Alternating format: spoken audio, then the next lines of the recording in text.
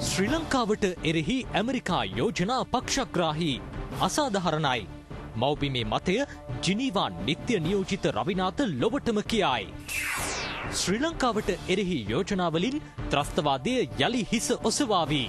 ඉන්දිය ජනතා පක්ෂ නායක ස්වාමිගෙන් ඇමරිකාවට අනතුරු ඇඟවීමක්. මව්බිමට එරෙහි ජිනීවා යෝජනාව පරාජය කරන්න යුරෝපා රටවල ශ්‍රී ලාංකිකයෝ පෙළ ගැසෙති.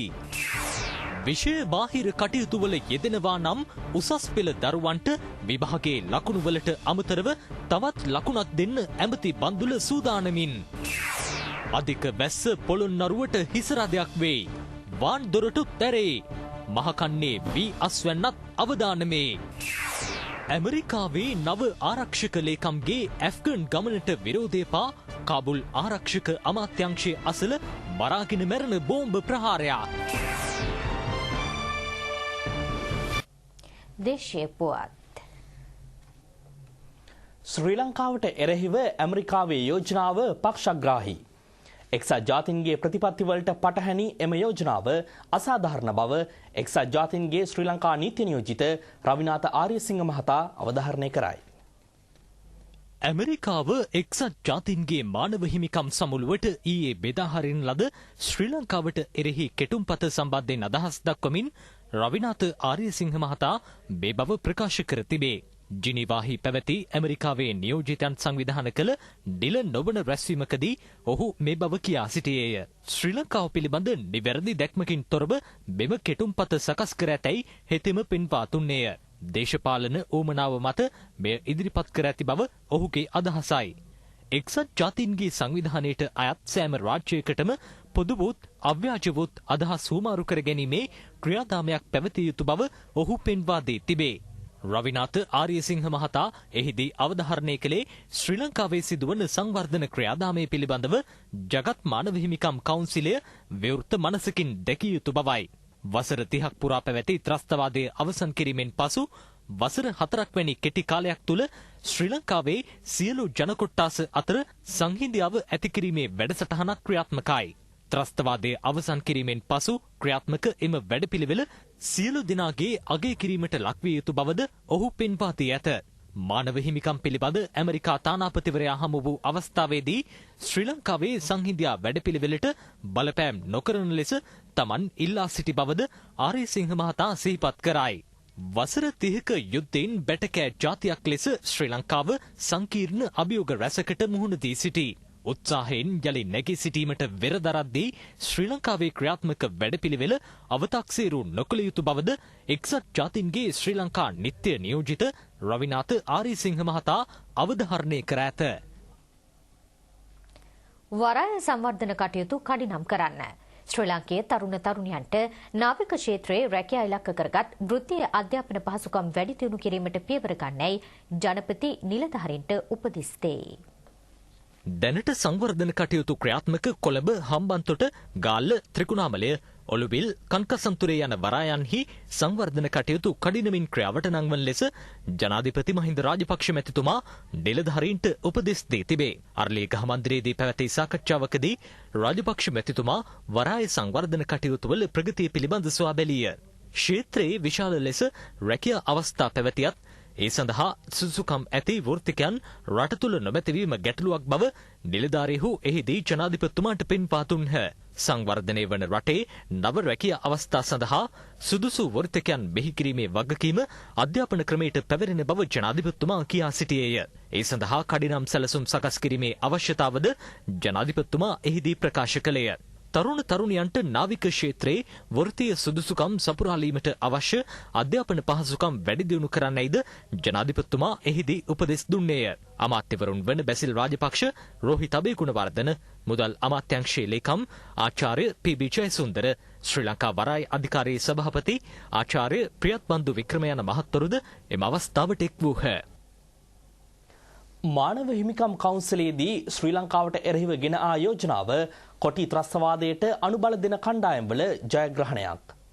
ත්‍රස්තවාදය යළි හිස එසවීමට එය හේතුවක් බවට ඉන්දිය ජනතා පක්ෂ නායක සුබ්‍රමණියම් ස්වාමීගෙන් ඇමරිකාවට අනතුරු ඇඟවීමක්. දකුණු හා මධ්‍යම ආසියා කලාපීය සහකාර රාජ්‍ය ලේකම් රොබර්ට් බ්ලේක් ඇමරිකාවේ වොෂින්ටන් හිදී හමු අවස්ථාවේදී ඔහු මෙම අනතුරු ඇඟවීම සිදු කර තිබේ. ත්‍රස්තවාදයට අනුබල දෙන සහ LTTE හිතවාදී කණ්ඩායම්වල අවශ්‍යතාව මත ඇමරිකාව මෙම යෝජනාව ගෙන ආ බවද හෙතෙම අවධාරණය කර තිබේ. ශ්‍රී ලංකාවේ මානව හිමිකම් උල්ලංඝනය වී ඇති බවට විශ්වාස කරන්නේ නම් ඇමරිකාව සහ ශ්‍රී ලංකාව අතර පවතින ද්විපාර්ශ්වික විශ්වාසය පදනම් කරගෙන ඒ සම්බන්ධයෙන් සාකච්ඡා කළ යුතුව තිබූ බවද ඔහු පෙන්වා දෙයි. ශ්‍රී ලංකාව යනු ප්‍රජාතන්ත්‍රවාදී රාජ්‍යයකි. එය බොස්නියාව හෝ සයරේ වැනි රාජ්‍යවලට සමකළ නොහැකි බව සුබ්‍රමණියම් ස්වාමී කියා සිටී. ශ්‍රී ලංකාවේ අභ්‍යන්තර ගැටලුවලට විසඳුම් සොයා ගැනීමට රට අභ්‍යන්තරයෙන්ම කටයුතු කරනු ඇති බවද ඉන්දිය ජනතා පක්ෂයේ නායක සුබ්‍රමණියම් ස්වාමී අවධාරණය කර තිබේ. රටට එරෙහි සාවද්‍ය යෝජනාව ජිනීවාහිදී පරාජය කරමු. යුරෝපා රටවල සිටින ශ්‍රී ලාංකිකයෝ හෙට ඉතාලියේ පාර්වා නගරයේදී සාමකාමී සත්‍යග්‍රහයකට සූදානමින්. ශ්‍රී ලංකාවට සහාය පළ කිරීමට ලබන 15 වනදා ජිනීවා නුවරදී රැස්වීමටත් යුරෝපයේ සිටින ශ්‍රී ලාංකිකයන් සූදානම්ව සිටින බව ඉතාලියේ සිටින අප විශේෂ නියෝජිත ශ්‍රීමාල් පතිරාජ මහතා පවසයි. ජිනීවා නුවර පැවැත්වෙන මානව හිමිකම් සමුළුවට සමගාමීව හෙට දිනේදී යුරෝපා රටවල සිටින ශ්‍රී ලාංකිකයන් සාමකාමී අධිෂ්ඨාන පූජාවක් ඉතාලියේ පාර්මා නගරයේ පැවැත්වීමට කටයුතු යොදා තිබෙනවා. මේ සඳහා සිංහල දෙමළ මුස්ලිම් දේශප්‍රේමී ශ්‍රී ලාංකිකයන් රැසක් සහභාගී වීමට නියමිත බව ඉතාලියේ ශ්‍රී ලංකා නිදහස් පක්ෂයේ පාර්මා ශාඛාවේ සභාපති ටී.ජී. සුනිල් ශාන්ත මහතා අප සමග පැවසුවා. මෙම අධිෂ්ඨාන පූජාවේ ආරම්භ වී තිබෙන්නේ ශ්‍රී ලංකාවට එරෙහිව ගෙනෙන යෝජනාව පරාජයට පත් කිරීමත්, අතිගරු ජනාධිපතිතුමා ආරක්ෂක ලේකම්තුමා ත්‍රිවිධ හමුදාවට සෙත් ප්‍රාර්ථනා කිරීම. ඉතාලිය, ප්‍රංශය, ජර්මනිය ඇතුළු යුරෝපයේ ජීවත් වන ශ්‍රී ලංකයන් විශාල පිරිසක් ලබන 15 වෙනිදා ජිනීවා නුවර පැවැත්වෙන මානව හිමිකම් සමුළුවට ශ්‍රී ලංකාවේ සහයෝගය දැක්වීමට යෑමට නියමිතයි. ඒ සඳහා දැනටම වුන් බස් රථ 40ක් පමණ සූදානම් කර තිබෙනවා. මම ශ්‍රීමාල් පතිරාජ ස්වාධීන රූපවාහිනී විශේෂ වාර්තාකරු ඉතාලියේ පාර්වා නගරයේ සිට. එක්සත් ජාතීන්ගේ සංවිධානයට ශ්‍රී ලංකාවේ සිවිල් ජනතා අයිතිවාසිකම් නැති කළ නොහැකි. සියලු ජාතීන්ගෙන් සමන්විත සාමකාමී රාජ්‍යයකට එරෙහිව ගෙන එන මානව හිමිකම් චෝදනා දේශීය ආයෝජනයන්ටද බලපාන බව මෝටර් රථ ආනයනකරුවන්ගේ සංගමය පෙන්වා දෙයි. මේ ජිනීවා සමුළුව කොහොමද දේශීය ව්‍යාපාරිකයන්ට බලපාන්නේ? 2005 වෙනකන් තිබිච්ච අඳුරු යුගයක් නිමා කරමින් අපිට නිදහසක් ඒ වගේම දේශීය ආර්ථිකයක් ගොඩනගා ගන්නට හැකි අවස්ථාවක් උදා වෙලා තියෙනවා. දැන් අපි දකිනවා අපිත් එක්ක සම්බන්ධ වෙලා ඉන්න ව්‍යාපාරිකයන්ට මේ වෙලාවේ විශාල අස්ථාවරත්වයක් ඇති වෙලා තියෙනවා මේ ජිනීවා ප්‍රශ්නය නිසා. එක්සත් ජාතීන්ගේ සංවිධානයට කිසිම අයිතිවාසිකමක් නැහැ මේ රටේ ඉන්න සිවිල් ජනතාවගේ මිනිස් අයිතිවාසිකම් විනාශ කරන්න. එක්සත් ජාතීන්ගේ සංවිධානයට ගිහිල්ලා ලංකාවේම මහ ජනතාවගේ ඡන්දෙන් පත් වෙලාවිල්ලා ලංකාවේ රජය සහ ලංකාවේ බහුමික අඛණ්ඩතාවය ආරක්ෂා කරනවා කියලා දිවුරුම් දීලා ඒ අයම ගිහිල්ලා එක්සත් ජාතීන්ගේ සංවිධානයට කියලා කියනවා මේ රට බෙදීමට ඉවහල් වෙන හේතු ඉදිරිපත් කරනවා. මම දකින්නේ ලෝකේ විශාල රටවල් ප්‍රමාණයක් සහ ඉන්දියාව ඒ රටට විරෝධී රාජ්‍ය විරෝධී දේවල් කරන්න දේශපාලකයන්ට නීතියෙන් අවස්ථාවක් සලසලා නැහැ. මම දකිනවා මේ අවුරුදු 500කට පස්සේ පහළ වෙච්ච ජාතික ආණ්ඩුවක්. ඒකේ සෑම ජාතිකයෙක්ම නියෝජනය වෙනවා, සෑම ආගමක්ම නියෝජනය වෙනවා, සෑම භාෂාවක්ම නියෝජනය වෙන නියෝජිතයන් ඉන්නවා.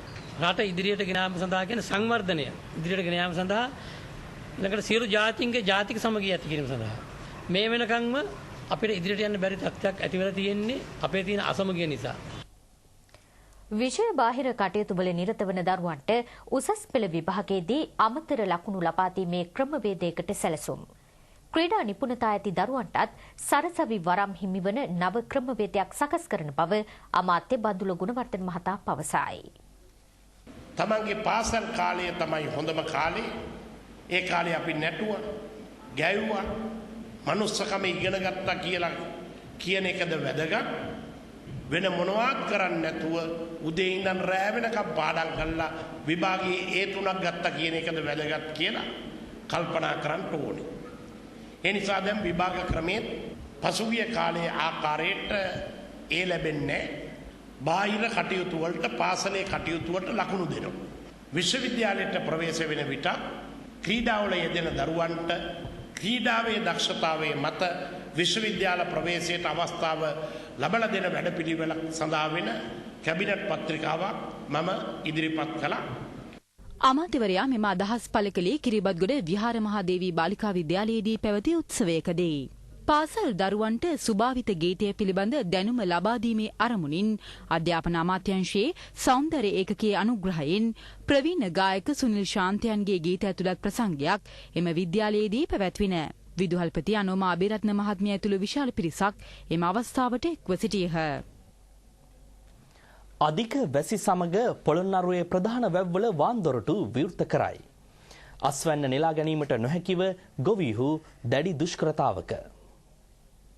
ඊයේ රාත්‍රියේ සිට පොළොන්නරුව දිස්ත්‍රික්කයට ඇදහැලෙන අධික වැසි සමග පරාක්‍රම සමුද්‍රය, මින්නේරිය වැව සහ කවුඩුළු වැව යන ප්‍රධාන වැව් තුනේම වාන්දොරටු විවෘත කර ඇති බව වාරිමාර්ග දෙපාර්තමේන්තුව පවසයි.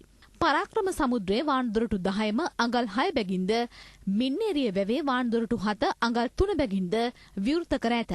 කවුඩුළු වැවේ වාන්දොරටු 12ම විවෘත කර තිබේ. මේ අතර මහකන්නේ වී අස්වනු නෙලීමට සූදානම්ව තිබූ අක්කර ලක්ෂයක පමණ ගොවිතැන් විනාශ වීමේ අවදානමකට ලක්ව ඇතැයි ගොවීහු පවසති.